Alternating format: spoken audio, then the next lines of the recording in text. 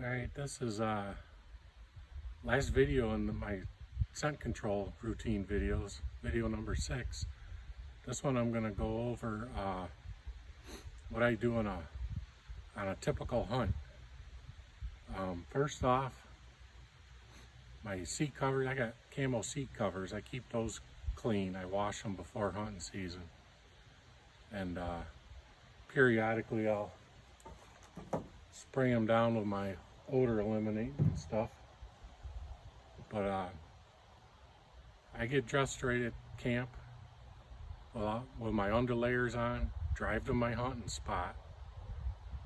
I usually wear like a shoe that's easy to slip on, slip off.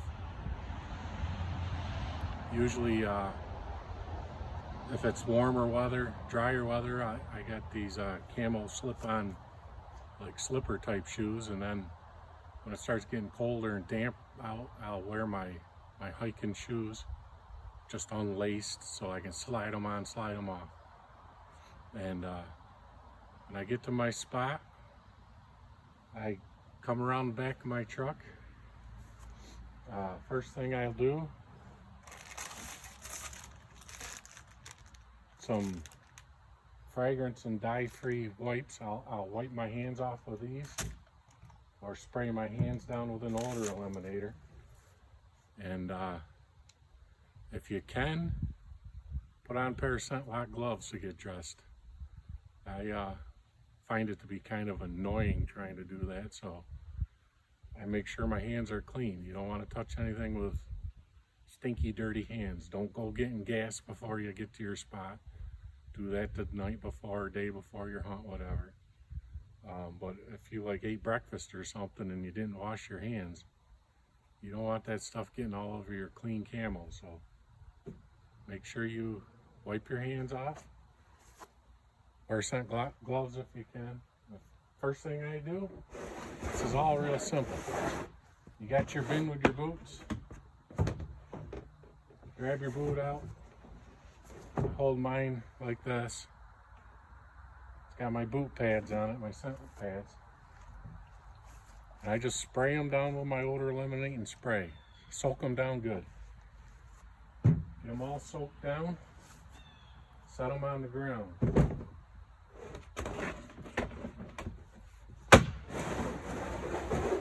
And after that, I got my bag with my scent locks in it.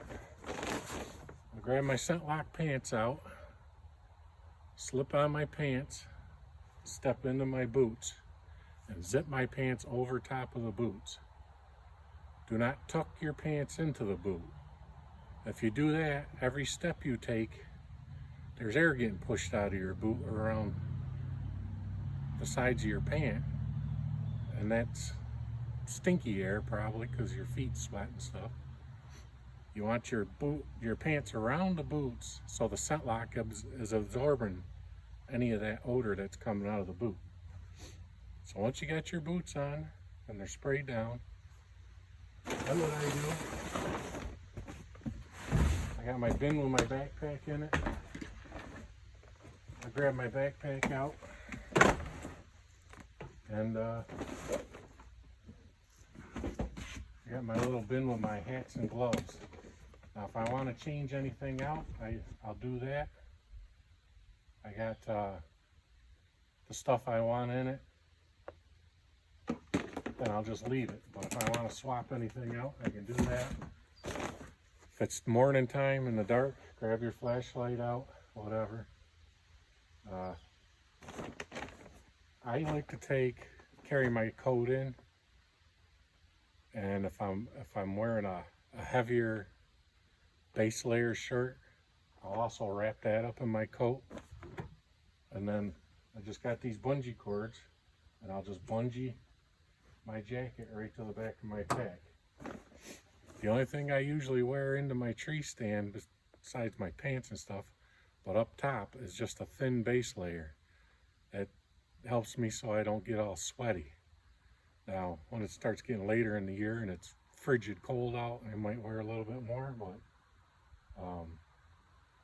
as you can see, I got a lot of insulation, so I sweat easy, so I try and wear as little as possible up top. So I'll have all that strapped in, ready to go on my pack.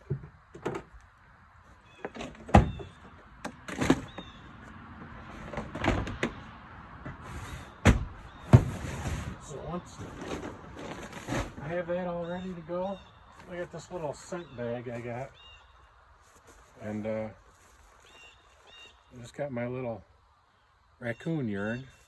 I'll spray it on them boot pads, and as you could see, they're turned up to the top of the boot. When I get, I don't know, 100, 150, 200 yards away, usually it's all, you know, determined by feel. I got like one spot I go across a big field, then I jump the fence and go into the woods, and once I get across the fence into the woods, I'll turn them boot pads to the bottom, and that's where I start masking my odor trap. But definitely do that when you start getting a little bit close to your tree stand. Anyhow, so I have all that. Now all I do is reach in my back seat, grab my bow, I'm out, going into my tree stand. Like I said, you get whatever distance from your stand that you want to slide them boot pads over so that they cover your odor. What they do is, I've had deer, before I started using them, I've had deer come up and root around.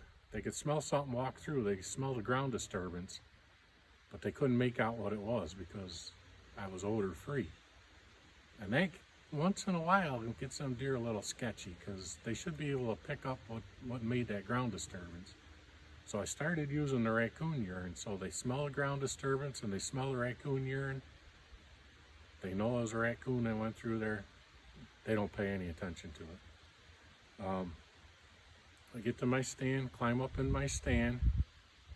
I'll sit there for a minute or two cooling off if I worked up a sweat. I also got some of these wipes in a Ziploc bag in my backpack, and I got some Scentlock field spray and a little spray bottle on the side of my pack. I'll wipe my head down, spray my head down, you know, spray underarms around the head and neck and stuff, and then I'll put the stuff that I strapped to my backpack, I'll put that on, put my face mask on, put my hat on, make sure they're tucked in. When it gets chilly out, I like to wear one of them neck gaiters. What I can do with a neck gaiter is, when I put my face mask on, I pull the neck gaiter down over top of it and pull it down to your neck, and that keeps your face mask snugged in tight, tucked in. And then I'll zip my coat up over top of it. Make sure you zip your coat up all the way. You don't want any air filtering out. I'll spray, if I wear my wrist release in, like if it's an afternoon hunt, I wear it in. If it's a morning hunt, I just put it in my pocket and zip it up. But if I wear it in, I'll take it off, spray my wrist release good, and put my, like I said, put your face mask, hat on, put your gloves on.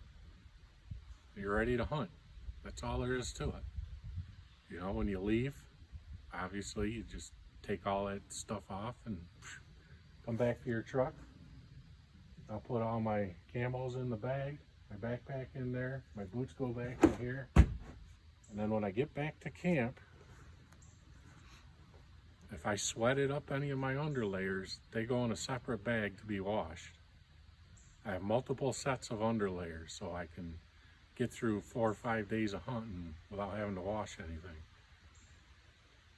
I have probably 10 of them moisture wicking shirts, because those always seem to get sweated up. I throw them in the bag, and then once you got enough for a load of laundry, wash them, throw them back in your scent-free bag with your other underlayers, and you're ready to go. Like I said, this isn't really a hard system. A lot of guys might think that they don't want to bother with it, it's too much work, but as you can see, all the work is done before hunting season. You get all the stuff cleaned up, ready to go, and once it's hunting season, it's easy. You throw the boots on, throw your pants on, and you're out of there, you know? Nothing to it. And then, like I said in other videos, after about, you know, pushing 10 sits with scent locks, I'll run it through the dryer on high heat for 45 minutes to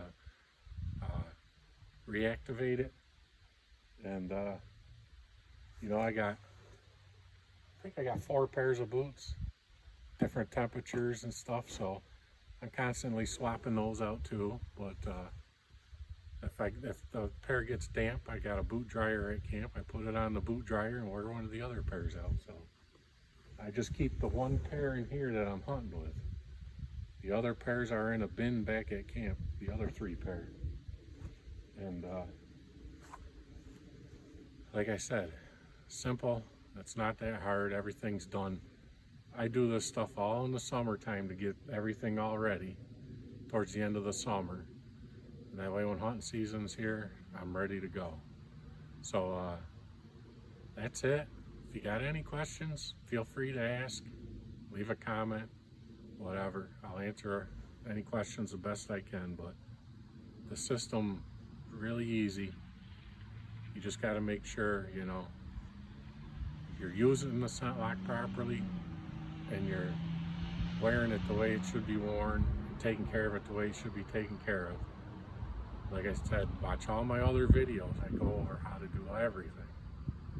And then once you get hunting, you know, this becomes a routine. It's easy. It's like, this is like second nature to me now. I've been doing this for 20 years. I don't even think about it anymore. It's just, that's the way it is.